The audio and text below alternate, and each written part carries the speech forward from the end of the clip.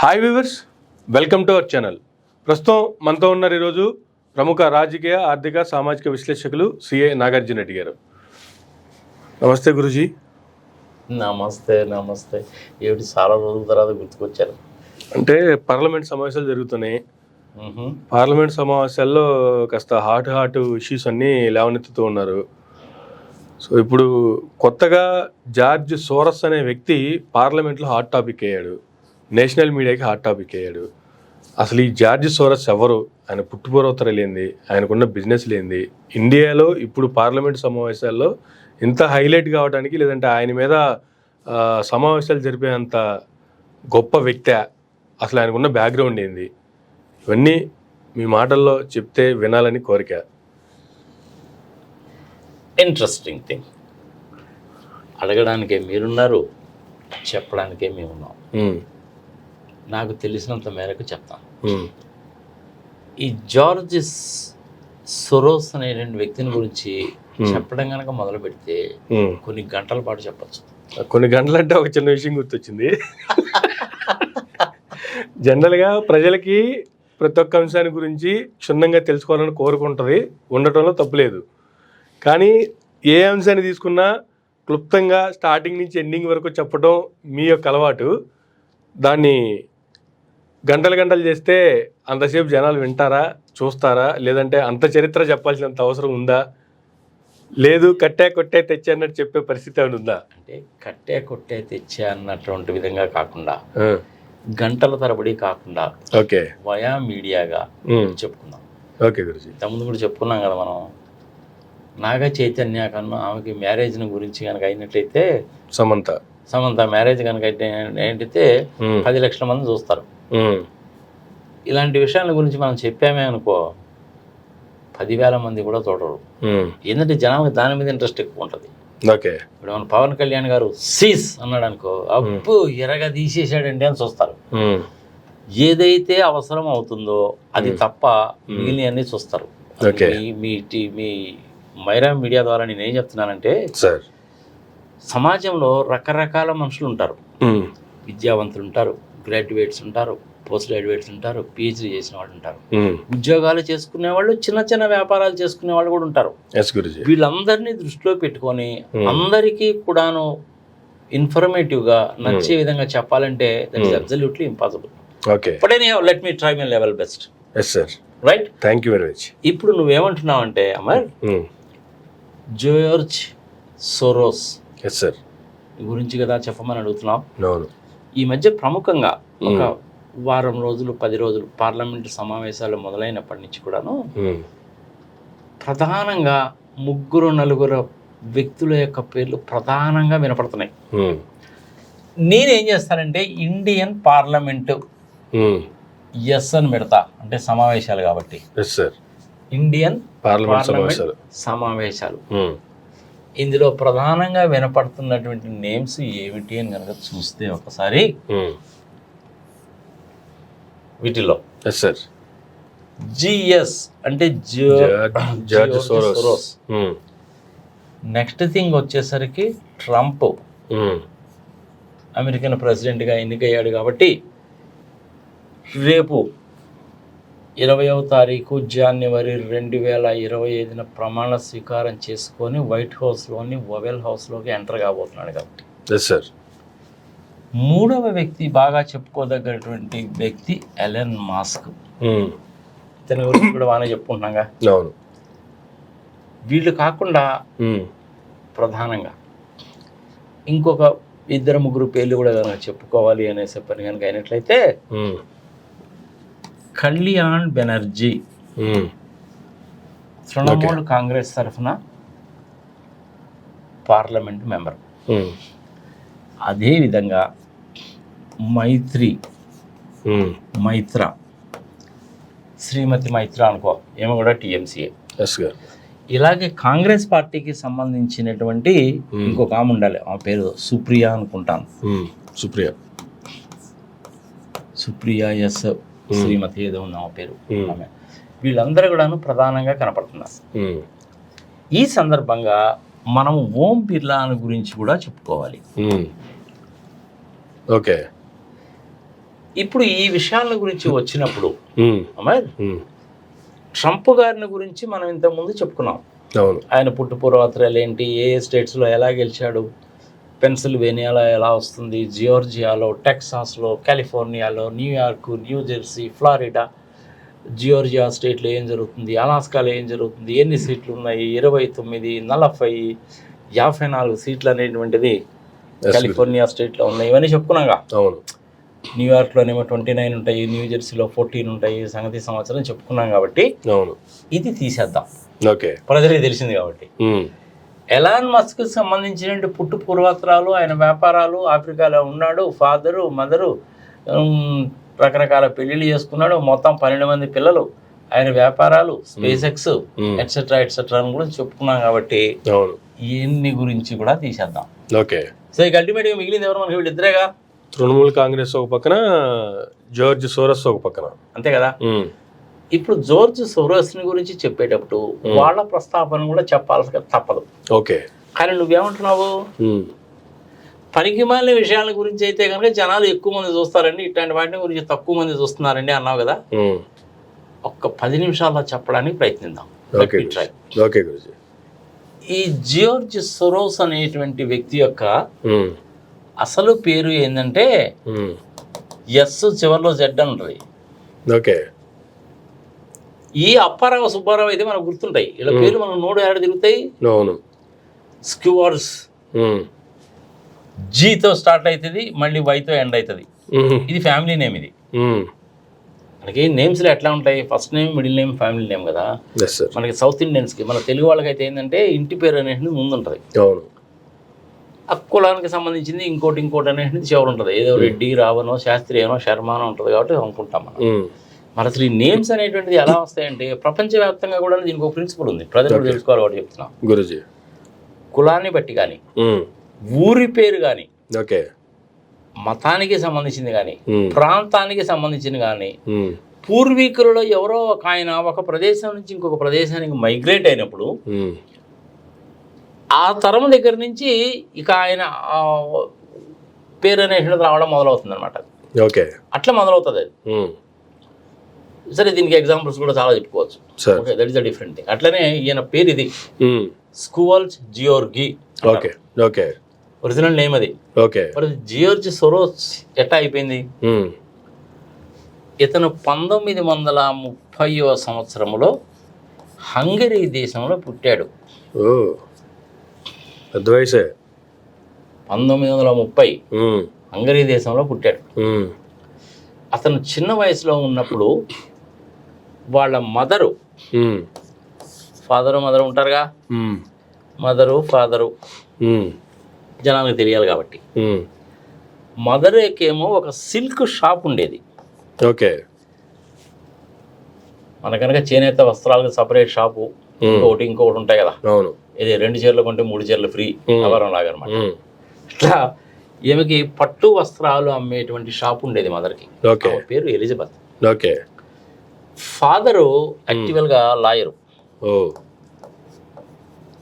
Journalist, so on and so fourth. Okay.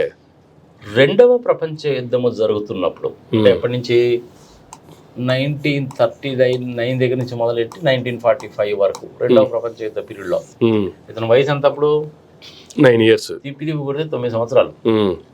ఈ రెండవ ప్రపంచ యుద్ధం ఎండింగ్కి వచ్చేటప్పటికి 60 లక్షల మంది జ్యూస్ని, పొట్టిగా ఉండేవాళ్ళని, వికలాంగులు అయినటువంటి వాళ్ళని, వీళ్ళు దేశానికి దేనికి పనికిరారు అని హిట్లర్ గారు చంపేశాడు గ్యాస్ ఛాంబర్స్ లో బట్టి. హోలోకాస్ట్ అంటారు దాన్ని.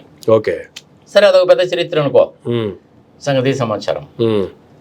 అయితే ఇప్పుడు వీళ్ళ ఫాదర్కి ఏం చేశారంటే, ఇతను యాక్చువల్గా జూ, జార్జ్ సోరోస్ అనేటువంటి అతను జ్యూస్ అనమాట. వీళ్ళు యూదులు. ఈ హిట్లర్ యూదులు అంటే అసలు పడదుగా. ఓకే. ఇతను హంగరీ మీద, పోలాండ్ మీద, దాని మీద, దీని మీద దాడి చేసి చివరికి సోవియట్ రష్యా దాకా వెళ్ళి ప్రపంచానికి అంతా నేనే అధినేతను కావాలి అన్నటువంటి ఉద్దేశంతో కదా మొదలుపెట్టాడు. సరే, అది అతను మొదలు పెట్టడానికి కారణం ఏంటంటే, మొదటి ప్రపంచ యుద్ధం జరిగినప్పుడు చుట్టుపక్కల దేశాలన్నీ, ఎస్పెషల్లీ ఇంగ్లాండ్, ఫ్రాన్స్, ఇటలీ, వీళ్ళందరూ కలిసి ఏం చేశారంటే జర్మనీకి సంబంధించిన కొంత భూభాగాన్ని ఆక్యుపై చేసి జర్మన్స్ని పతనము చేసి వాళ్ళ భూభాగాన్ని కూడా ఆక్యుపై చేసి బలవంతంగా అగ్రిమెంట్స్ కూడా రాయించుకున్నారు. అది అప్పుడు అతను యాక్చువల్గా హిట్లర్ అనేటువంటి అతను జర్మన్ కాదు, అతను ఆస్ట్రియన్. ఓకే. ఆస్ట్రియా నుంచి జర్మనీ వచ్చాడు. జర్మనీలో ఆర్మీలో పనిచేశాడు. ఆర్మీలో పనిచేస్తున్నప్పుడు ఈ దేశానికి ఇంత అన్యాయం చేశారా అని ఎలాగైనా సరే ఈ దేశానికి సంబంధించిన భూభాగాన్ని మళ్ళీ తీసుకురావాలి, ప్రపంచానికి జర్మనీ అంటే ఏంటో తెలియచేయాలనే ఉద్దేశంతో ఆర్మీని బిల్డప్ చేశాడు. ఆర్మీని బిల్డప్ చేసేటువంటి టైంలో మన రాజమండ్రి భాష ఒక ఆయన ఉన్నాడు, దిండిబట్ల విశ్వనాథ శాస్త్రి అని. అతను వేదాల్లో ఎక్స్పర్ట్. ఆ వేదాల్లో ఉండేటువంటి ఎక్స్పర్ట్ని అతను ఒకసారి రాజమండ్రి నుంచి విశాఖపట్నం పోతుంటే ఈ హిట్లర్ గారి మనుషులు వచ్చి ఈ ఇండియా ఏంటి, ఇండియాలో వేదాలు ఏంటి, ఈ శ్లోకాలు ఏంటి, ఇందులో చాలా ఉన్నాయని చెప్పి తెలుసుకొని ఇతన్ని తీసుకెళ్ళిపోయాడు. తీసుకెళ్ళిపోయి విమానాలు ఎలా తయారు చేయాలి, సబ్మరీన్స్ ఎలా తయారు చేయాలి, రాకెట్స్ ఎలా తయారు చేయాలి, స్పేస్ సూట్స్ ఎలా తయారు చేయాలి, అంతరిక్షంలో శాటిలైట్స్ని ఎలా నిలపాలి, ఇలాంటి వాటిలో అతను దిట్ట. అవన్నీ కూడా సంస్కృతంలోనూ దాంట్లో ఉండే శ్లోకాలు, దాన్ని డీకోడ్ చేయాలి కదా. ఆ డీకోడ్ చేయించుకొని దాంట్లో ఉన్నటువంటి దాన్ని ఉపయోగించుకోవడం అని చెప్పి హిట్లర్ గారు ఏం చేశారంటే ఈ దిండిబట్ల విశ్వనాథ శాస్త్రి రాజమండ్రి వాసు మన తెలుగు వాడిని తీసుకెళ్ళిపోయాడు. సంస్కృతంలో దిట్ట కాబట్టి వాటిని డీకోడ్ చేయడానికి వెళ్ళిపోయారు. 4 వేదాల్లో అది అథర్వణ వేదం ఇవన్నీ ఉంటాయి. మళ్ళీ అందులో కూడా యుద్ధకాండాన్ని సంగతి సంవత్సరం చాలా ఉంటాయి. ఆ డీటెయిల్స్ లోకి ఎందుకులే మనకి, ఇప్పుడు ఇదే చాలా ఎక్కువ ప్రజలకి. వీడేంద్ర బాబు అసలు సంగతి ఏదో చెప్తున్నాడు సోది అనుకుంటారు. తెలుగువాడు విశ్వనాథ శాస్త్రి గొప్పవాడు కాబట్టి నేను చెప్తున్నాను. అది అప్పుడు దాకా పోయింది. అట్లా హిట్లర్ గారు ఏం చేశారంటే వీళ్ళందరినీ జ్యూస్ని చంపేస్తున్నప్పుడు వీళ్ళది కూడా జ్యూస్ ఫ్యామిలీయే కాబట్టి వీళ్ళ ఫాదర్ కి ప్రిజనర్ ఆఫ్ వార్ కింద లెక్క కట్టారు. వార్ ప్రిజనర్స్ అంటారు వాళ్ళు, అంటే యుద్ధ ఖైదీలు అనమాట. సరే ఎలాగోగలాగా కింద మీద పడి సంగతి సంవత్సరం చేసి ఒక క్రిస్టియన్ ఫాదర్ వాళ్ళ హెల్ప్ తోటి ఇతను ఏం చేశాడంటే అక్కడి నుంచి తప్పించుకున్నారు. అతను తప్పించుకున్నాడు, వాళ్ళ ఫ్యామిలీ మెంబర్స్ తప్పించుకున్నారు, చాలా మంది జ్యూస్ కూడా తప్పించుకున్నారు. మరి తప్పించుకున్న వాళ్ళందరూ ఎక్కడికి పోయారు? ఎక్కడికి పోతే అక్కడికి వెళ్ళాలిగా. ఒక్క హంగరీలోనే 5 లక్షల మంది జ్యూస్ని చంపేశారు. హంగరీ నుంచేమో వీళ్ళు ఇటు వచ్చారు, హంగరీనేమో హిట్లర్ ఆక్యుపై చేశాడు. మరి అప్పుడు అతను ఏం చేశాడు అనేసి అంటే ఇంగ్లాండ్ వెళ్ళిపోయాడు. ఇంగ్లాండ్ వెళ్ళిపోయి అక్కడ చదువుకున్నాడు. బిఏ ఫిలాసఫీ చదువుకున్నాడు, ఎకనామిక్స్ చదువుకున్నాడు. సంగతి సంవత్సరం అన్ని ఇంగ్లాండ్లో కూడా అతని చదువు అనేటువంటిది పూర్తయింది. మరి వాళ్ళ దాని దగ్గర నుంచి తప్పించుకోవాలి అంటే ఈ ఎస్జెడ్ ఉంది కదా, ఇది స్కూల్స్ గోయర్జీ అనే పేరు ఉందిగా, ఈ పేరు కనుక ఉన్నట్టయితే ఏముందంటే ఈ పేర్లన్నీ కూడా జనరల్గా చూసుకుంటాయి. అందుకని ఆ ఫాదర్ గారి సహాయంతో పేరు మార్చేసుకున్నాడు, సోరోస్ అని. ఈ జీ అనేటువంటి యాజ్ గా అలాగే ఉంచారు. ఈ జీ అనేటువంటి ఫ్యామిలీ నేమ్ జియోర్జ్ కింద మార్చుకున్నాడు. ఈ ఎస్ అనేటువంటి రిటైన్ చేయడానికి సొరోస్ కింద మార్చుకున్నాడు. హంగేరియన్ లాంగ్వేజ్ లో సొరోస్ అంటే ఏంటంటే నెక్స్ట్ అని అర్థం. ముందు కాలము అనే అర్థం అట. నాకు కూడా తెలియదు, నేను కూడా చూస్తే తెలిసింది. అందుకని అలా పెట్టుకున్నాడు ఆయన. అందుకని అప్పటి నుంచి అతని పేరు జియోర్జ్ సొరోస్ కింద మారిపోయింది. దాని తర్వాత ఇంగ్లాండ్ వెళ్ళాడు, చదువుకున్నాడు.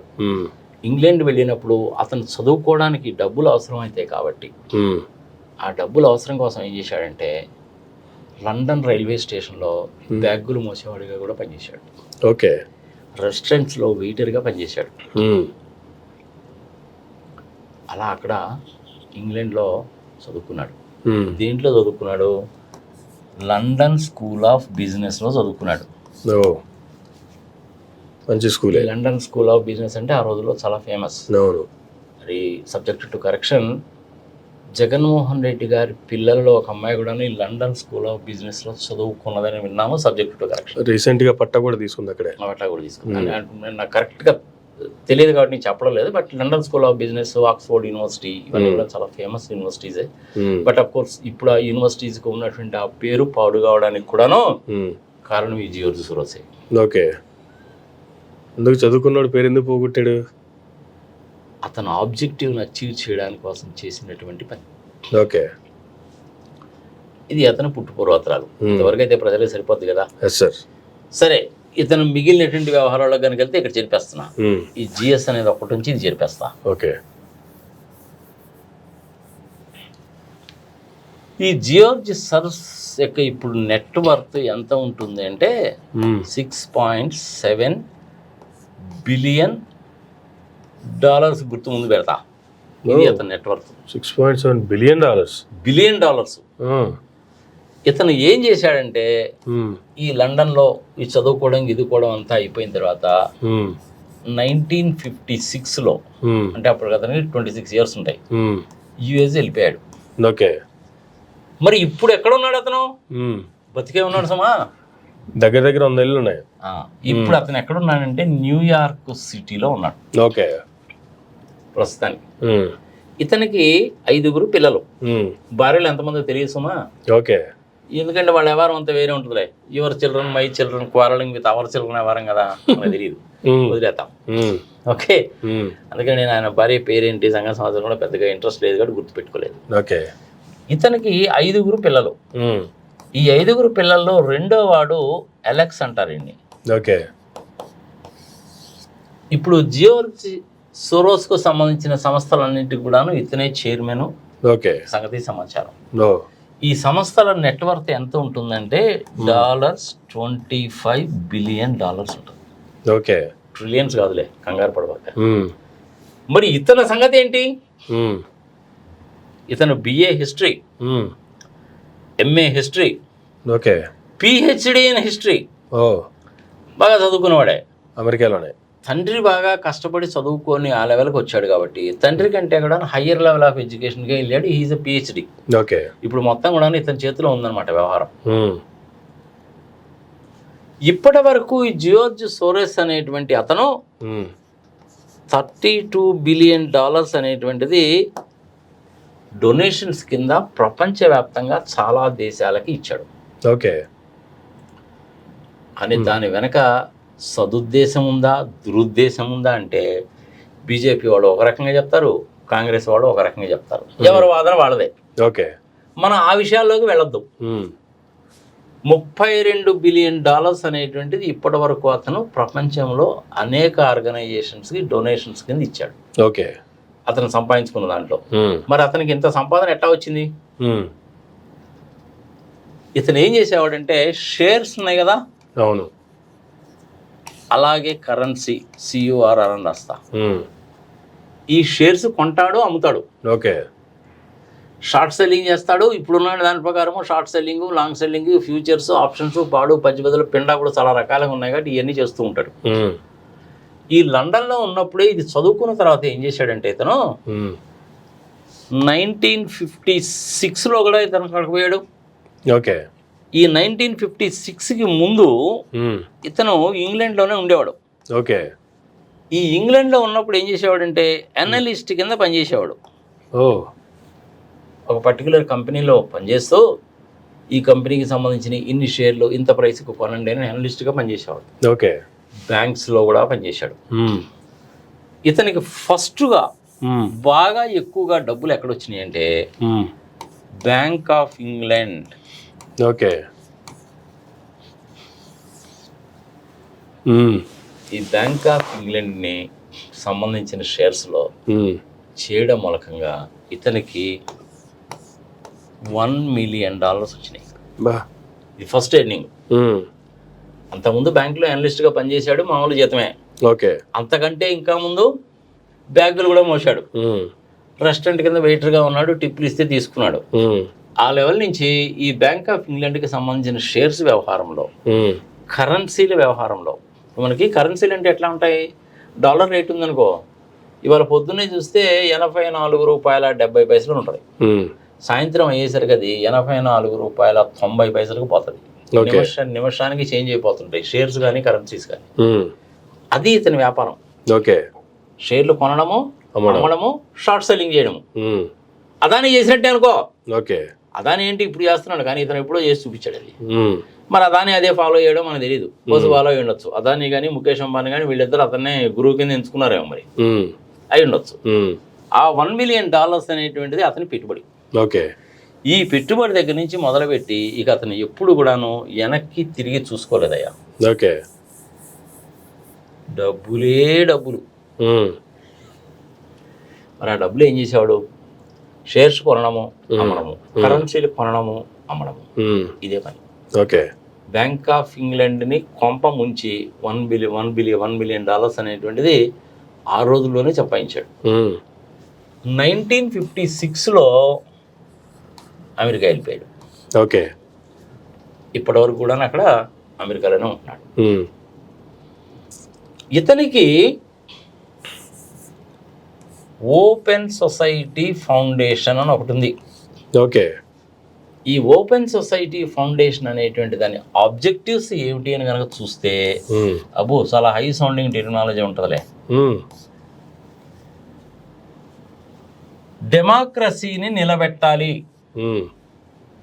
ఆయన చెప్పేది మనమైనా దగ్గర అనుకుంటాం, డెమోక్రసీ నిలబడాలండి అంటాం. ఈవీఎం మిషన్లో నీ ఇష్టం వచ్చిన ప్రోగ్రాములు రాసుకొని ఎలక్షన్లో గెలిస్తే ఇంకా డెమోక్రసీ ఏడాది వచ్చింది, శంకరయ్య పోలా.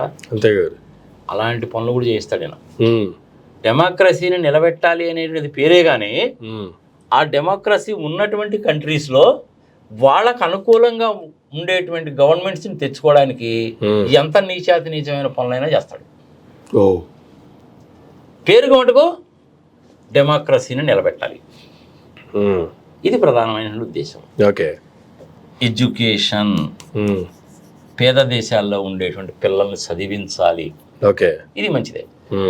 దీనికోసం అని చెప్పి ఏం చేశాడంటే సెంట్రల్ యూరోపియన్ యూనివర్సిటీ అని కూడా ఒకటి పెట్టాడు. ఓకే. ఈ సెంట్రల్ యూరోపియన్ యూనివర్సిటీ అనేటువంటిది హంగరీలోనే పెట్టాడు. కానీ హంగరీ గవర్నమెంట్ వాళ్ళు ఏం చేశారంటే, నువ్వు మా దేశ పౌరుడివి కాదు, నువ్వు ఇక్కడ ఎందుకు పెడుతున్నావు, ఇది మేము నిన్ను రికగ్నైజ్ చేయలేదని చెప్పి తన్ని బయటికి గెలిచారు. ఓకే. సో దాంతో అతను ఏం చేశాడంటే ఆ యూనివర్సిటీని హెడ్ క్వార్టర్స్ని వేరే దగ్గర కూడా మార్చుకున్నాడు. ఓకే. సో ఇలా ఎడ్యుకేషన్. సో డెమోక్రసీ నిలబడాలి. హ్యూమన్ రైట్స్, ఇది కూడా ఒక ఆబ్జెక్టివ్. ఫ్రీడమ్, ప్రపంచంలో ప్రతి పౌరుడు కూడాను స్వతంత్రంగా ఉండాలి, స్వతంత్ర భావజాలంతో బతకాలి అనేటువంటిది కూడా ఒక ఆబ్జెక్టివ్. ఓకే. ఇంకొకటి ఏంటంటే సోషల్ జస్టిస్. పెద్ద పెద్ద పదాల అబ్బాయి ఎవడు చెప్పినా కానీ దేశంలో ప్రపంచంలో ప్రతివాడు కూడా ఇలాంటివే చెప్తాడు. ఫస్ట్ చెప్పేవన్నీ అవే కదా. అసలు డెమోక్రసీ నిలబడాలి, నా నోటికి తాళం వేయకూడదు, పత్రికా స్వాతంత్రం ఉండాలి, ప్రతి ఒక్కరు చక్కగా చదువుకోవాలి, ఆరోగ్యంగా ఉండాలి, ఏమి right of speech, right of Liberty, right of privacy, social justice, అందరికీ కూడా న్యాయం జరగాలి, కోర్టు ముందు అందరూ సమానులే. ఇవన్నీ పెద్ద పెద్ద పదాలు మనం రెగ్యులర్గా వింటున్నాం. ఈ జియోర్జ్ రోజు కూడా అదే చెప్పాడు. ఓకే. ఈ పదాలు మనం రోజు వినేయగా అతను చెప్పడం మూలంగా మనకు తెలియలా. తెలిసిన వీళ్ళందరూ కూడా పార్లమెంట్ పొద్దున్న లేచిన మొదలు చెప్పేది ఇదే. చంద్రబాబు నాయుడు ఇదే చెప్తాడు, పవన్ కళ్యాణ్ ఇదే చెప్తాడు, సరే చిన్నబాబు రెడ్డి పుస్తకంలో రాసుకున్నాడో లేదో మన ఇది ఆయన అదే చెప్తాడు, మోడీ అదే చెప్తాడు, అమిత్ షా అదే చెప్తాడు, వీళ్ళందరూ చెప్పేది ఇదే. పెద్ద గొప్పగా ఏం లేదు. ఇతను దీనికోసం ఓపెన్ చేసినటువంటి ఇది ఓపెన్ సొసైటీ ఫర్ ఫౌండేషన్, అంతా కూడా ఓపెనే. ఓకే. కానీ వెనక చేసే అన్ని కూడాను బ్లాక్ పనులే. బయటికి మటుకు ఓపెన్ సొసైటీ. ఈ ఓపెన్ సొసైటీ అనేటువంటిది డెమోక్రసీని నిలబెట్టాలి, సోషల్ జస్టిస్ జరగాలి, ప్రతి ఒక్కడికి స్వేచ్ఛ ఉండాలి, హ్యూమన్ రైట్స్ ని వైలేట్ చేయకూడదు, ప్రతి ఒక్కడు విద్యావంతుడై ఉండాలి. ఓకే. గొప్ప గొప్ప పదాలు కదా. ఇన్ఫ్రాస్ట్రక్చరైజేషన్, గ్లోబలైజేషన్, లాయిజేషన్, ఇవన్నీ ఇషన్లే. సో చిన్నోడు పెద్దోడు, తెలిసినోడు తెలియనోడు, చిన్న పెద్ద ముసలి ముతక ప్రపంచంలో మనం కానీ పాకిస్తాన్ వాడు కానీ చైనావాడు కానీ ఈ జియోర్జ్ సురోజ్ కానీ ప్రతి ఒక్కరు చెప్పేది ఇదే.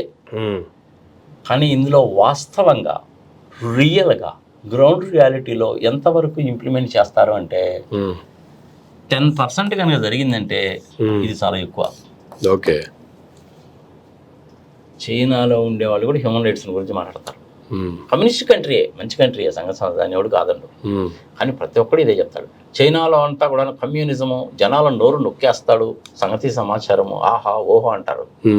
మన ఇండియాలో నోరు నొక్కేయలేదా ఇది? చంద్రబాబు నాయుడు మీద ఆయన చేసినటువంటి దిక్కుమాల పనులన్నింటినీ చెప్పి నువ్వు ఒక వీడియో చేయి, ఇమీడియట్గా నేను అరెస్ట్ చేస్తారా లేదో చూడు. మరి నీ నోరు నొక్కేసినట్టేగా.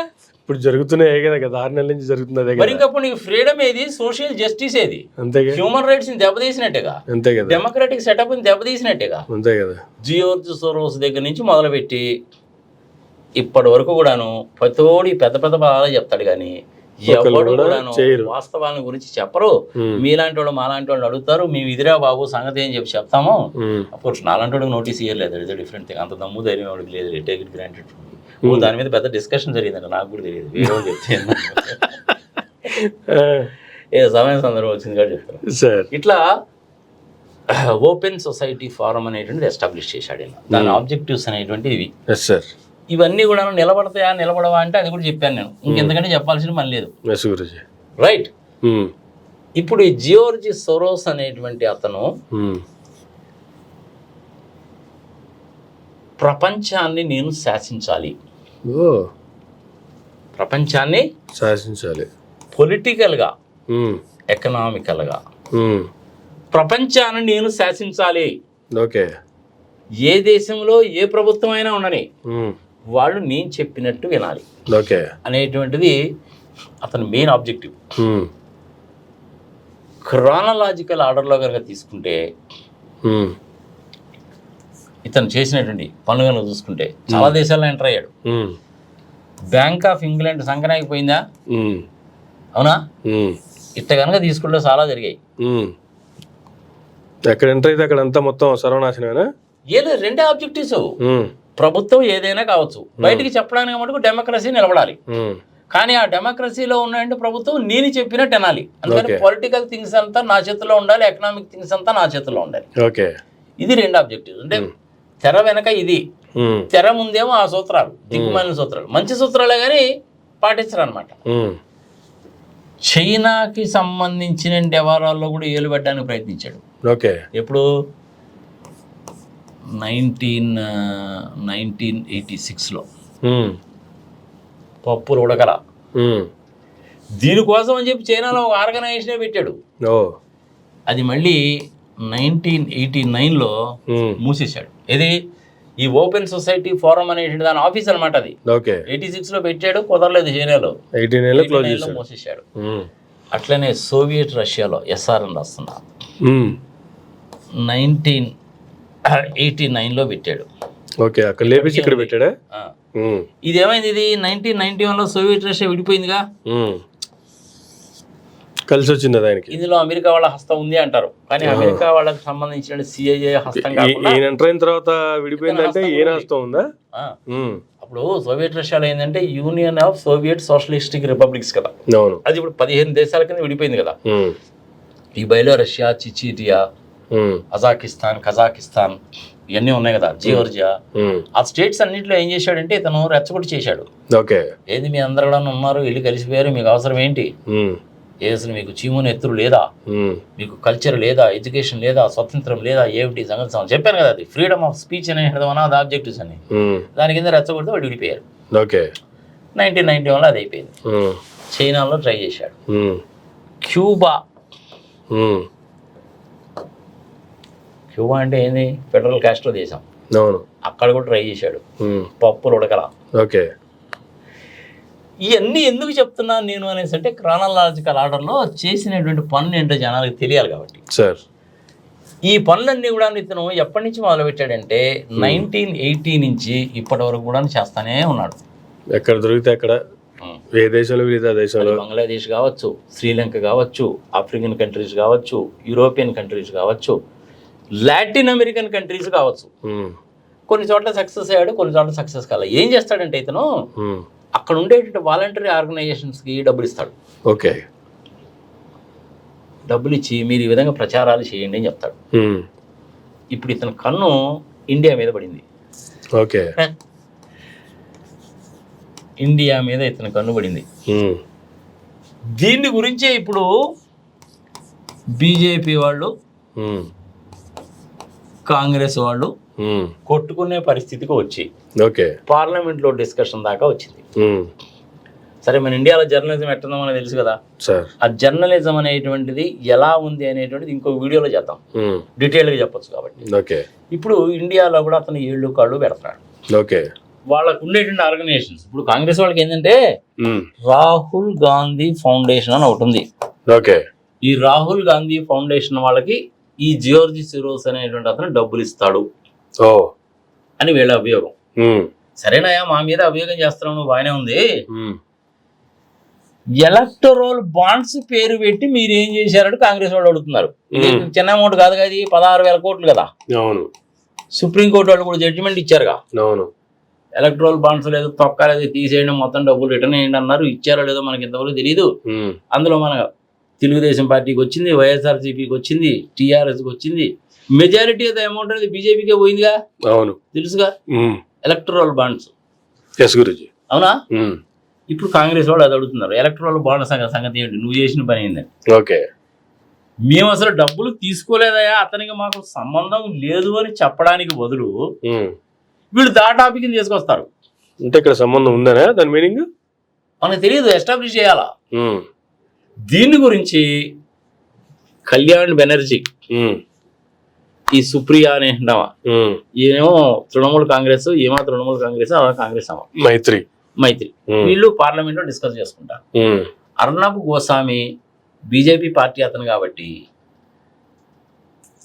జియోర్జి సోరస్ పెట్టినటువంటి ఓపెన్ సొసైటీ ఫౌండేషన్ కి దగ్గర నుంచి వీళ్ళకి డబ్బులు వచ్చినాయి అని చెప్పి అర్నబ్ గోస్వామి అంటాడు.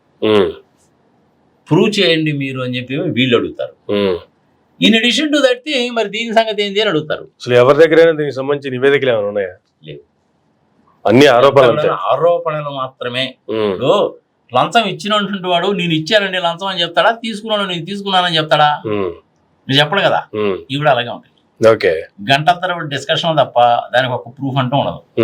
కానీ ఇది ఏం చేస్తాడు జియోర్జి సోరోస్ అనేటువంటి వాడు, సొసైటీస్ ఏవైతే ఉన్నాయో, సొసైటీస్ కానీ ట్రస్ట్లు కానీ ఏవైతే ఉన్నాయో వాటికి డొనేషన్ ఇస్తాడు. మన ఇండియాలో కూడాను కొన్ని వేల సొసైటీలు ఉన్నాయి. బీజేపీ వాళ్ళు వచ్చిన తర్వాత ఏం చేశారంటే 10,000 సొసైటీలని, ట్రస్ట్లని, చారిటబుల్ సొసైటీస్ అనమాట. అంటే ఇవన్నీ ఏంటి, ఎన్జిఓస్ అంటారు. ఈ ఎన్జిఓస్ ని ఒక 10,000 ఎన్జిఓస్ ని రద్దు చేసి పడేసారు. సీజ్ చేశారు. కారణం ఏంటంటే ఇలాంటి వాళ్ళు ఈ సొసైటీస్ కి డొనేషన్స్ ఇస్తే అందులో 90% అక్కడ ఉండేటువంటి ట్రస్టీలు ఎవరైతే ఉన్నారో వాళ్ళు తినేసి మిగిలిన 10% ఖర్చు పెట్టి, ఆ 10% కూడా ఖర్చు దేనికి పెడుతున్నారు? రాహుల్ గాంధీ దొంగ ఉండవాడుకు, సోనియా గాంధీ ఈ సొరోస్ డబ్బులు ఇస్తున్నాడు, సోనియా గాంధీ గారికి సొరోస్ అనేటువంటిది ఆమెకు వచ్చిన క్యాన్సర్ వ్యాధులు నయం చేయించుకోవడానికి ఇస్తున్నాడు, ఆమె అమెరికా వెళ్ళేటప్పుడు కూడా ఫ్లైట్ టికెట్స్ కూడా జియోర్జి సోరోసే కొనిపెడుతున్నాడు, రాహుల్ గాంధీ అమెరికా వెళ్ళినప్పుడు కూడా జియోర్జి సోరోసే చేస్తున్నాడు. ఈ విధమైన ప్రచారాలు అనమాట. నిజంగా ఈ 10,000 లో నీతిగా నిజాయితీగా చేసేవాళ్ళు చాలా తక్కువ మంది ఉంటారు. మెజారిటీ ఆఫ్ ద పీపుల్ కూడా మ్యానిపులేషన్స్ ఎక్కువ ఉంటాయి. కానీ క్రిస్టియన్ సొసైటీస్ ఉంటాయి చూసావా మరి, అంటే ఇది మన స్కూల్స్, హాస్పిటల్స్ మీద ఎక్కువ కాన్సన్ట్రేట్ చేస్తారు. వాళ్ళు మటుకు చేసే మాట మటుకు వాస్తవం. ఆ సందర్భంగా చెప్పాలంటే కేఏ పాల్ గారు ఈజ్ ద గ్రేటెస్ట్ మ్యాన్ అని చెప్పుకోవచ్చు. ఆయన ఇలాంటి పనికి మాలిన పనులు చేయడు. నాకు కూడా మంచి ఫ్రెండ్ ఆయన. 7-8 కేసులు వేసాడు, హైకోర్టులో, సుప్రీంకోర్టులో అన్ని గెలిచాడు. కానీ ఆ కేఏ పాల్ గారిని మన ఆంధ్రప్రదేశ్ లో ఉండే దిక్కుమాలిన టీవీ ఛానల్స్ అన్ని పిచ్చోడి కింద లెక్క కట్టారు. ఈ జర్నలిజాన్ని గురించి వచ్చినప్పుడు దాని గురించి ఇంకా డీటెయిల్ చెప్పుకుందాం, సమయ సందర్భం వచ్చింది కాబట్టి చెప్పాను. ఈయన ఇండియాలో కూడా ఇతని ఉద్దేశం ఏంటంటే మోడీ గవర్నమెంట్ ని దించేయాలి. ఎండిఎన్ రాస్తున్నా, మోడీ గవర్నమెంట్ ని దించేయాలి, కాంగ్రెస్ గవర్నమెంట్ రావాలి. కాంగ్రెస్ పార్టీలో ఉండేటువంటి సోనియా గాంధీ, రాహుల్ గాంధీ వీళ్ళందరూ నేను చెప్పినట్టే వింటారు. నువ్వు ఈ విధంగా ఇండస్ట్రియల్ పాలసీ చెయ్యి అంటే చేస్తారు. రైతులకు మద్దతు ధర ఇవ్వద్దు అంటే ఎవరు, ఆయన చెప్పినట్టే వింటారు. అందుకని చెప్పి ఆయన వీళ్ళంట పడతాడు. పడ్డాడా లేదన్న సంగతి మనకు తెలియదు. బీజేపీ గవర్నమెంట్ ఉండకూడదండి అది, ఎందుకంటే మోడీ గారు నేను చెప్పినట్టు వినలా, అందుకని ఉండకూడదు. ఇది అతని ఉద్దేశం. ఇందులో వాస్తవం ఏది, అవాస్తవం ఏది అనేటువంటిది మనకి 100% గట్టిగా మనం చెప్పలేము. రిపబ్లిక్ ఛానల్లో అర్నబ్ గోస్వామి వీడు పెద్ద దొంగ మున్నా కొడుకు, I'm sorry to use the word, వీడు billions of dollars, millions of dollars అనేటువంటిది కాంగ్రెస్ పార్టీకి ఇస్తాడా అంటాడు. ఇచ్చిన దానికి ప్రూఫ్ అని అడిగితే ఎక్కడుంటాయి? సోనియా గాంధీ గారు ఆపరేషన్ చేయించుకోవడానికి వెళ్తే టికెట్లు ఏనాగా ఉన్నాడండి. రాహుల్ గాంధీ అమెరికా వెళ్ళినప్పుడల్లా టికెట్లు హోటల్ ఛార్జెస్ అన్న ఇతనే పెట్టుకున్నాడండి అంటారు. కాంగ్రెస్ పార్టీకి డబ్బులు లేవా, ఆ మాత్రం పెట్టుకోలేరా? వాళ్ళకి కాస్త కూస్త డబ్బులు ఉన్నాయి, పెట్టుకుంటారుగా. అభిమానులు ఎవడో టికెట్ కొని పెడతారుగా, అలా లింక్ పెడతారు అన్నమాట. పనికి మాలిన డిబేట్లన్నీ పెడుతుంటారు. జర్నలిజం ఎలా ఉందని వీడియోలో చేద్దాం. ప్రస్తుతానికి ఇంతవరకు వదిలేస్తే, ప్రస్తుతము భారతదేశంలో జరుగుతున్నది ఏమిటంటే, సోరోస్ అనేటువంటి వ్యక్తి కాంగ్రెస్ కి అండదండగా ఉన్నాడు. కాంగ్రెస్ వాళ్ళు అతను చెప్పినట్టు వింటారు. కాంగ్రెస్ వాళ్ళకి అతను ఫండింగ్ ఇస్తాడు. బీజేపీ గవర్నమెంట్ ని, మోడీ గవర్నమెంట్ ని కూలతొయ్యాలి అనేటువంటిది జార్జ్ సోరోస్ యొక్క అభిమతము. సో అంటే చాలా సమావేశాలు జరుగుతున్నాయి. ఈ సమావేశాల్లోనే ఇతను సోరోస్ అనే అతను హైలైట్ అవడానికి గల కారణాలు ఏంది? ఇప్పుడు ఇండియా మీద ఆయన కాన్సన్ట్రేషన్ ఎందుకు వచ్చింది? ఇప్పుడు ఏదో ఒక రోజు రావాలిగా. జనరల్ గా ఇలాంటివన్నీ ఏం చేస్తారంటే, ఎలక్షన్స్ కు ముందు గాని, పార్లమెంట్ సమావేశాలప్పుడు గాని, రాష్ట్రపతి ఎన్నికప్పుడు గాని, లేకపోతే ప్రభుత్వాలు అటు ఇటు ఉండి మారడానికి అవకాశం ఉంటుందన్నప్పుడు గాని, అవిశ్వాస తీర్మానాలు పెట్టేటప్పుడు గాని, ప్రపంచవ్యాప్తంగా అమెరికా, రష్యా, ఇంగ్లాండ్, జర్మనీ ఇలాంటి దేశాల్లో ఎలక్షన్ జరుగుతున్నప్పుడు గాని, ఇలాంటి సందర్భాల్లోనే ఇవన్నీ బయటకు వస్తాయి. మిగిలిన టైంలో ఎప్పుడు బయటకు రావు. ఇంకొక 6 నెలలు పోయిన తర్వాత మళ్ళీ ఇదేముండదు. ఇదేదో సామచంద్ర సేవ తెలుగులో ఊళ్ళో వాళ్ళు పెళ్లి కుక్కలాడావిడన్నట్టు పార్లమెంట్ సమావేశాలు జరుగుతున్నట్టు ఇది ఆడావిడ. పార్లమెంట్ సమావేశాలు అయిపోయినాయి, మళ్ళీ నెక్స్ట్ సమావేశాలు ఎప్పుడు? ఫిబ్రవరిలోనే. ఇంకప్పుడు దాకా ఏముండదు. ఇది సరే, ఇక్కడ నాకు డౌట్ ఉంది గురుగారు. పార్లమెంట్ సమావేశాలు జరుగుతున్నాయి, దీనికంటే ముందు అదానీ గారి మీద అమెరికాలో ఒక కేసు ఫైల్ అయింది అనేటువంటిది ఇండియాకి వచ్చినటువంటి సమాచారం. దాని మీద పట్టుబట్టాలనేటువంటిది కాంగ్రెస్ వాళ్ళు అదానీ ఇష్యూకి సంబంధించి పార్లమెంట్ లో చర్చించాలి, ప్రధానమంత్రి గారు దాని మీద నోరు విప్పాలి అని పట్టుబడుతున్నారు. ఇప్పుడు దీన్ని పక్కదారి పట్టించడానికే బీజేపీ వాళ్ళు ఈ జార్జ్ సోరోస్ ని తెర మీదకి తీసుకొచ్చారా?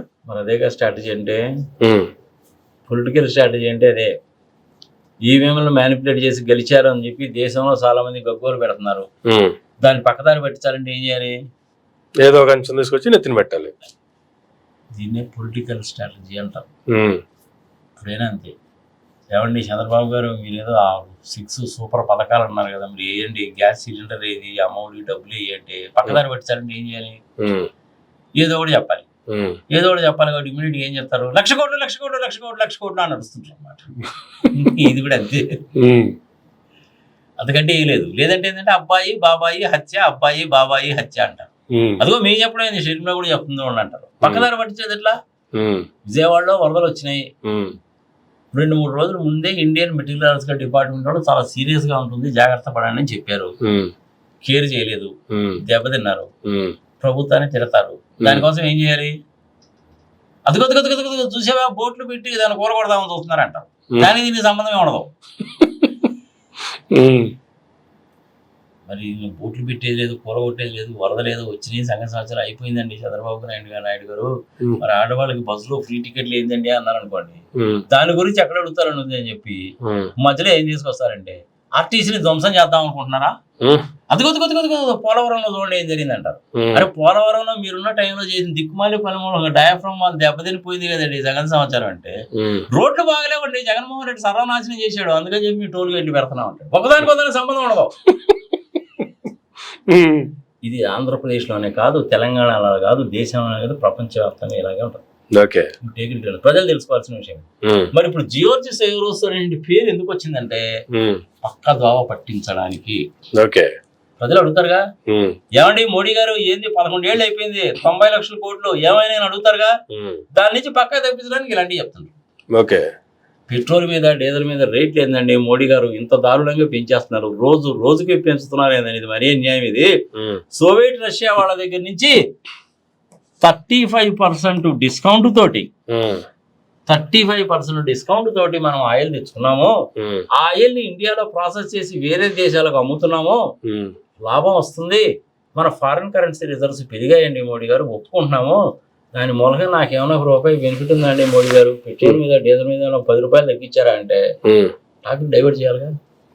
అందుకని ఇమీడియట్ గా ఏమంటారంటే, దేశద్రోహి, టుకుడే టుకుడే గ్యాంగ్, ట్రైటర్, దేశద్రోహి, టుకుడే టుకుడే గ్యాంగ్, అర్బన్ నక్సలైట్, క్యా బోల్ రహా హై తు అడ్డీ తోడు దొంగ టుకుడే టుకుడే గ్యాంగ్ అంటారు. దేని గురించి అడిగా నేను? పెట్రోల్ మీద రేట్ డీజిల్ మీద 35% డిస్కౌంట్ తీసుకుని నాకు 10 రూపాయలు ఇవ్వాలి అంటే టుకుడే టుకుడే గ్యాంగ్ అర్బన్ నక్సలైట్ అంటారు. ఇదేందండి మోడీ గారు మరీ అర్బన్ నక్సలైట్ అని మరీ అన్యాయంగా మాట్లాడుతున్నారు మీరు అనేసి అంటే ఆ టాపిక్ నుంచి డైవర్ట్ చేయడానికి చలో మై దే రహా హూ అంటాడు. ఏంది అది ఇచ్చేది? ఏమి ఉండదు. వైజాగ్ స్టీల్ ప్లాంట్ ని మేము అమ్మేద్దామని చెప్పి అనుకుంటున్నాము కదా, ప్రస్తుతానికి అది అమలు లేదు అంటాడు. అది ఉపశమనం అనమాట. పెట్రోల్ రేట్ తగ్గడానికి దాన్ని నమ్మకపోవడానికి సంబంధం ఉండదు, కానీ ఏదో ఒకటి చెప్పాలిగా. ఓకే, అందుకని అంటారు కుక్కలింకులు వ్యవహారాలు అనమాట. I'm sorry to use this word. ఈ జియోర్జ్ సొరోస్ అనేటువంటి అతను కూడా అలాగే బిహేవ్ చేస్తాడు. ఓకే, ఇప్పుడు ఇది ఇందులో ఏది కూడా వాస్తవం ఉండదు, కానీ ఇతను 100% పర్ఫెక్ట్ జెంటిల్మెన్ అంటే కాదు. ప్రభుత్వాలను కూలతోసిన మాట వాస్తవమా కాదా అంటే కూలతోసిన మాట వాస్తవమే. చైనాలో కుదరలేదు, క్యూబాలో కుదరలేదు, ఇండియాలో గత 20 సంవత్సరాలుగా ప్రయత్నిస్తున్నారు, కానీ కుదరదు. ఇప్పుడు ఎలాగైనా సరే చేయాలనే ఉద్దేశంతో ఏం చేశారంటే బీజేపీ వాళ్ళ వాదన బీజేపీ వాళ్ళది, కాంగ్రెస్ వాళ్ళ వాదన కాంగ్రెస్ వాళ్ళది. నీకు డైరెక్ట్ గా ఫ్లైట్ టికెట్స్ కూడా జియోర్జ్ సొరోస్ కొనిపెడుతున్నాడని బీజేపీ వాళ్ళు అంటారు. ఇదంతా సంఘ సంవత్సరం దేవుడు పక్కనే మన ఎక్కడ టీవీ డిబేట్ చూసాను. బీజేపీ వాళ్ళకి ఫండింగ్ అనేది పాకిస్తాన్ వాళ్ళు ఇస్తారట. మరీ ఘోరమే మరీ ఆశయం. వాళ్ళకే పాపం తినడానికి తినేలాగా అడుగు తింటుంటే బీజేపీకి డొనేషన్ అడుగుతారు చెప్పు. సరే ఏదో అనాలి కాబట్టి అనేస్తుంటారు. ఇది మన చంద్రబాబు నాయుడు గారు కనుక గాడిద పెంట పంది కొవ్వు కలిపారు అన్నట్టే ఉండదు తిరుపతి రెడ్డి. అలాంటివి అప్పుడప్పుడు వస్తుంటే పెద్దగా పట్టించుకోవాక వదిలే. వాస్తవాలు అనేటువంటిది 100% ఇది అని చెప్పి మనం చెప్పలేం, డెఫినెట్ గా చెప్పలేం. ఇప్పుడు జియోర్జ్ సొరోస్ యొక్క ప్రధానమైన ఉద్దేశం ఏమిటంటే మోడీ గారు గవర్నమెంట్ ని కూలతొయ్యాలి. ఇది ఒక ఆబ్జెక్టివ్. ఏం చేయాలి? మోడీ గవర్నమెంట్ కూలతొయ్యాలి. ఇది ఒక ఆబ్జెక్టివ్. మరి ఇట్లాంటి ఆబ్జెక్టివ్ ఇది ఒకటేనా ఇంకా ఉన్నాయా అంటే ఈ జియోర్జ్ సొరోస్ కి అంటే అతను చేసేటువంటి గతంలో అతను చేసినటువంటి పనుల మూలకంగా మనకి తెలిసినటువంటి ఇందులో ఫస్ట్ ఏంటి? మోడీ గవర్నమెంట్ మటాష్. రెండవది ఏంది? ఇండియాని కాంకర్ చేయడం, విచ్ఛిన్నం చేయడం. కాంకర్ చేయడం కాదు, ఇండియాని సౌత్ ఇండియా నార్త్ ఇండియా కింద విచ్ఛిన్నం చేసి సౌత్ ఇండియా నార్త్ ఇండియా కింద విచ్ఛిన్నంగా చేయాలంటే ఏం చేయాలి? సౌత్ ఇండియా వాళ్ళేమో ట్యాక్సులు పే చేస్తున్నారు, నార్త్ ఇండియా వాళ్ళేమో ట్యాక్సులు ఎక్కువ భాగం తీసుకుంటారు, వాళ్ళకి మనకి తగాద పెట్టాలి. రేపు నువ్వు తగాద పెట్టేవు బాగానే ఉంది, తెలంగాణ దగ్గర నుంచి రెవెన్యూ ఎక్కువ వస్తుంది, తమిళనాడు నుంచి ఎక్కువ వస్తుంది, ఆంధ్రప్రదేశ్ కు తక్కువ ఉంది. రేపు అప్పుడు ఈ తెలంగాణ వాళ్ళని తమిళనాడు వాళ్ళని మీరు ఆంధ్రప్రదేశ్ వాళ్ళకి 10 రూపాయలు ఏంటి ఇస్తారా? ఎందుకు ఇస్తారు? మరి అప్పుడు మళ్ళీ తగాదేగా. సో దేశ విచ్ఛిన్నము ఎలా చెయ్యాలి, ఇది ఒక ఆబ్జెక్టివ్. ఇంకొక ఆబ్జెక్టివ్ ఏంటంటే తగాదలు ఎలా పెట్టాలి, క్వారల్స్. మనకి తగాదలు ఎలా పెట్టాలి అంటే దేశాన్ని విచ్ఛిన్నం చేయాలి, దేశాన్ని డౌన్ చేయాలి ఎకనామికల్ గా అనేటువంటిది ఒకటైతే, ఈ దేశంలో కూడా రాష్ట్రాల వారీగా కులాల వారీగా మతాల వారీగా మళ్ళీ అక్కడ వైష్ణవులని శైవులని విభేదాలు చర్చి ప్రజల మధ్య చిచ్చు ఎలా పెట్టాలి అనేటువంటిది కూడా అతని ఆబ్జెక్టివ్. ఎన్ని దేని చేస్తున్నాడు? ఇండియా మీద ఆధిపత్యం చెలాయించాలి. ఏ రకమైన ఆధిపత్యము? గవర్నమెంట్ ఎవరున్నా ఆయన చెప్పు చేతల్లో ఉండాలి ఇండియా అనేది. Political objective, economic objective. Political objective ఏంటి అంటే ఇది. ఎకనామిక్ ఆబ్జెక్టివ్ ఏంటి? ఇండియాలో షేర్ మార్కెట్ నేను చెప్పినట్టే నడవాలి. టీసీఎస్ అనేది మంచి కంపెనీ. ఆ కంపెనీ షేర్లు తగ్గించాలంటే ఏం చేయాలి? అతను ఉన్న ఓపెన్ ఫౌండేషన్ లో ఉన్న బిలియన్స్ ఆఫ్ డాలర్స్ తీసుకొచ్చి షేర్లు కొంటా పోతాడు, అవి పెరుగుతుంది. తర్వాత ఏం చేస్తాడు? వన్ ఫైన్ మార్నింగ్ అమ్మేయడం మొదలు పెడతాడు. అమ్మేయడం మొదలు మళ్ళీ తగ్గిపోవట్లా, ఏదో పెరుగుతుందో బ్రహ్మాండంగా ఉందని నీలాంటి నాలంటాడు 1-2 షేర్లు కొనుక్కుంటాడు. నువ్వు 100 రూపాయలు పెట్టి కొనుక్కుంటావు, ఈడేమో 102 పెట్టుకుంటాడు. అప్పుడు మనం 102 పెట్టుకుంటాము, తర్వాత 104 పెట్టుకుంటాడు, మనం కూడా కొంటాము. తర్వాత 90 రూపాయలు వస్తుంది. నువ్వు అమ్ముకోలేవు, తావలేవు. ఏం చేస్తావు? నువ్వు 14 రూపాయలు దండకు కదా. ఈ 14 రూపాయలు అనేటిది జియోర్జ్ రోజుకు పోద్ది. అది వాడు చేసే పని. సో మోడీ ప్రభుత్వాన్ని కొలదొయ్యాలి, ఇండియాని విచ్ఛిన్నం చేయాలి, కులాల వారీగా మతాల వారీగా విభేదాలు తీసుకురావాలి, పొలిటికల్ ఆబ్జెక్టివ్ అచీవ్ చేయాలి, ఎకనామికల్ గా దెబ్బతీయాలి. అందుకని ఏం చేయాలంటే ఇట్లాంటి వాళ్ళ విషయంలో మీలాంటి యంగ్స్టర్స్ చాలా జాగ్రత్తగా ఉండాలి సార్. మనం కొట్టుకుందాం, తిట్టుకుందాం.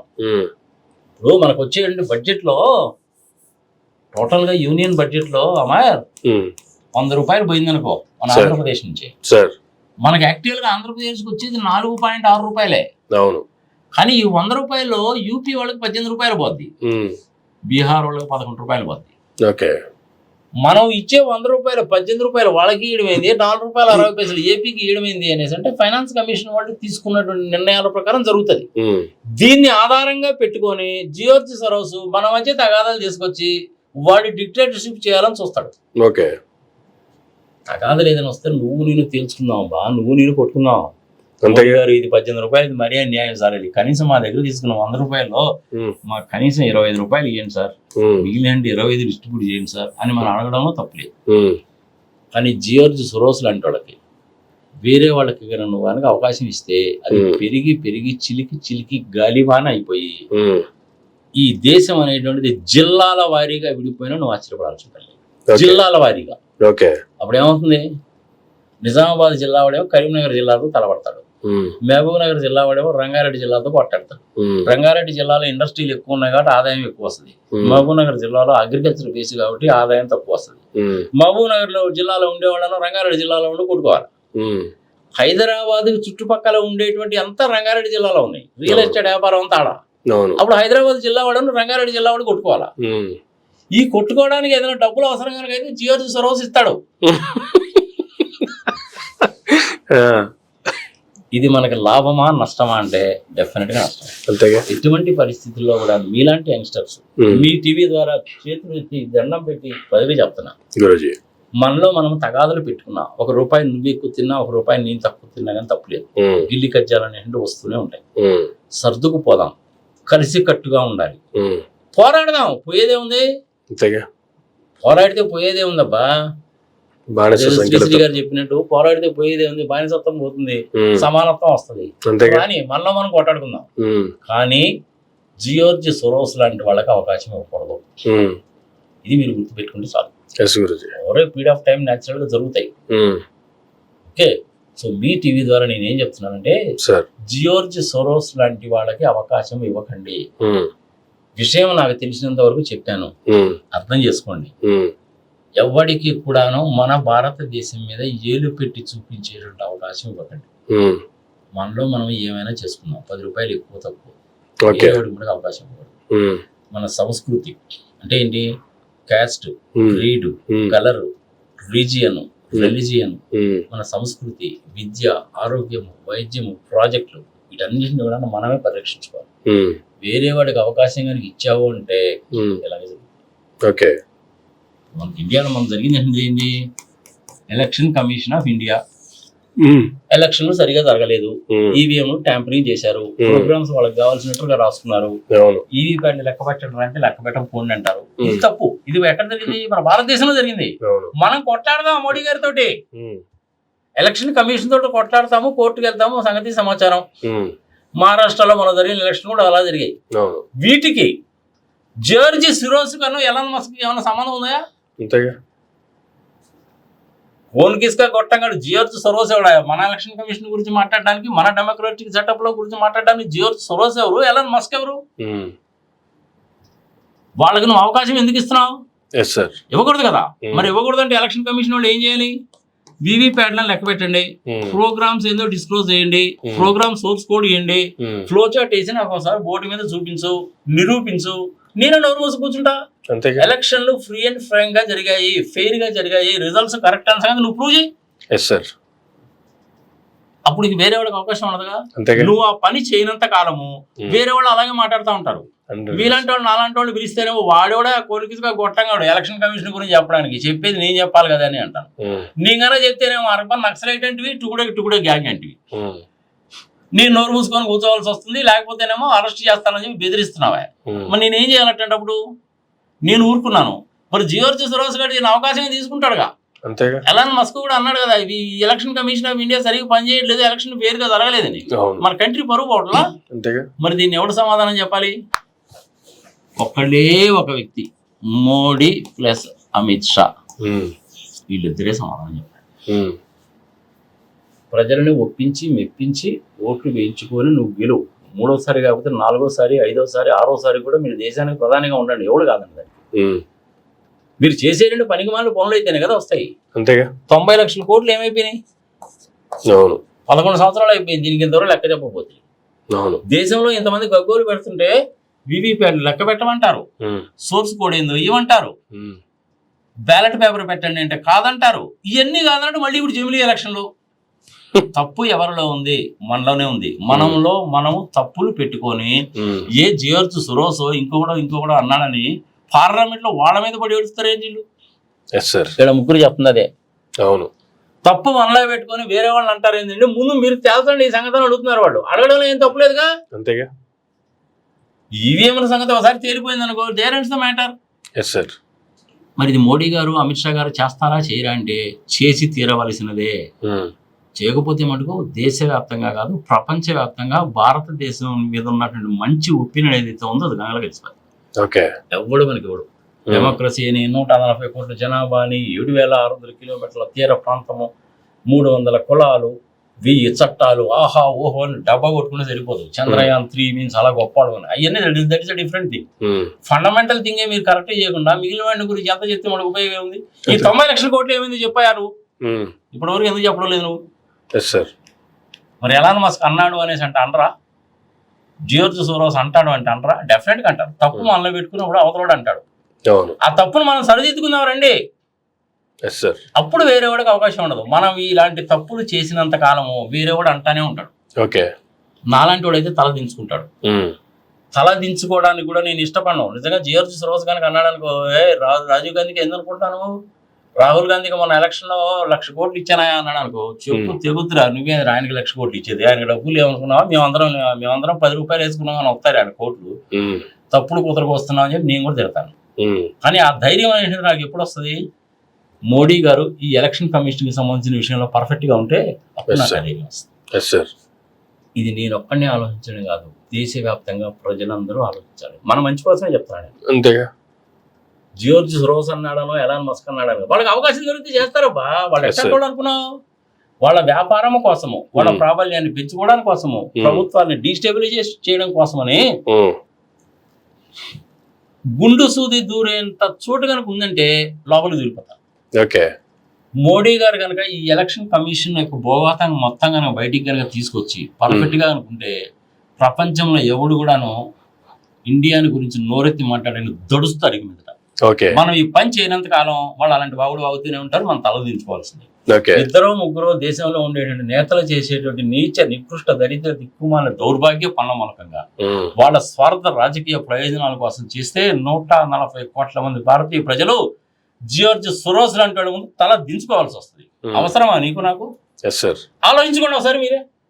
ఎందుకంటే నేను చెప్తే బాగుండదు sir. Thank you sir, thank you very much అండి.